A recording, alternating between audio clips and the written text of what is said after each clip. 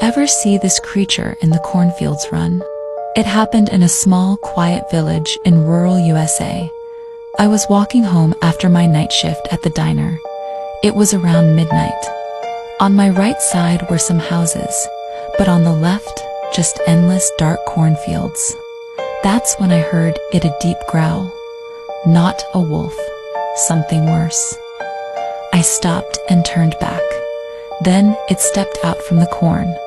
A giant black creature, like a dog but not.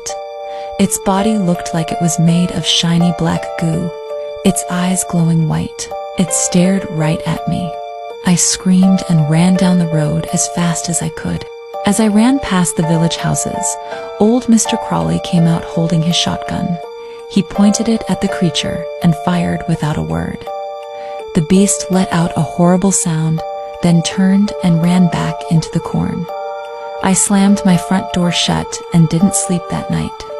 The next morning, Mr. Crawley said to me, "That wasn't just a creature," he said. "It comes every full moon."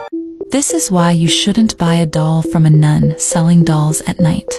In a quiet town in Ohio, USA, I was walking home one night with my neighbor's young daughter, Emily.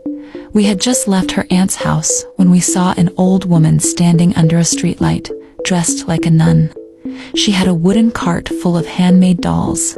Emily walked up to her, drawn in by a soft humming sound. The nun smiled, but her face didn't move. Her fingers looked like melted wax, and they shook as she handed Emily a doll that looked just like her. Emily laughed and said it was cute. Something about the woman made my stomach twist, so I brought Emily straight home. That night, I couldn't sleep. Something woke me like a whisper in the room. I looked out my window and froze. The same nun was walking out of Emily's house, holding her doll and staring right at me. The next morning, I heard Emily had died in her sleep from a sickness no one saw coming. Everyone else believed it was natural, but I know what I saw.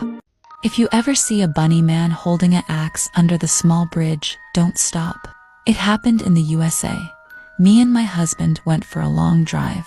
We were laughing, holding hands, driving down a quiet old road far from the city. After a while, our car suddenly stopped under a small bridge. I noticed something written with white letters. "Don't stop here. He's living here." My stomach turned. My husband got out to check the engine while I stayed inside, feeling strange and scared. Then I heard him scream a sharp, horrible scream. I jumped out of the car, calling his name, but he was gone. Nothing but silence and cold air. That's when I saw him. The bunny man, just standing there, staring at me. He held a rusty axe in his hands. I screamed and ran down the empty road. Sure, he was chasing me. Then, out of nowhere, a car came. I waved it down, crying and shaking.